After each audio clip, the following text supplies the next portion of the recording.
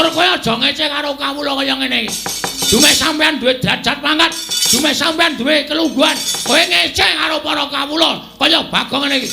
Aku njaluk wektu sak jam, tak nglumpukke kawula. Kowe tak demo jengkelang kowe bol. Akon piye? Ngamarta ki dari rakyat untuk rakyat oleh rakyat. Demokrasi nang kene iki. Kekuasaan sepenuhnya iki di tangan rakyat. Sinuwun Darmakusuma mula tak jak salaman kuwi ora nesu mergo dhek ngerti aku lebih tinggi derajatnya dibanding dia. Mergo dhek tukang ngomong aku, dhek sing ngayomi aku, dhek sing ngesui karo aku. Aku juragane.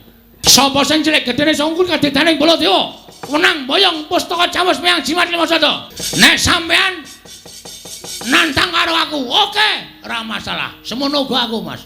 Semono go aku. Kowe iso gawe bali Bagong, nek iso nglangkai kuandane Petruk. Wong edan Bagong. Tak kira nek wani tenan jebul kakangne sing didu. Nah, Petruk niku napa-napa dikuasai.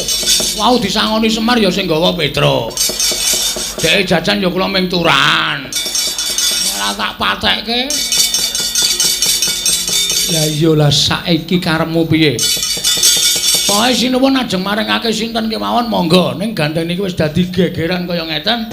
Ngibarate kaya dene kriwikan dadi grojokan.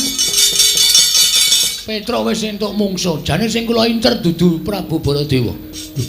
Sing mbok incer sapa? Petruk niku kakang kula, Baladewa kakangane Kresna. Kakang mungsuh kakang, Adi mungsuh Adi. Ha, itu baru jos.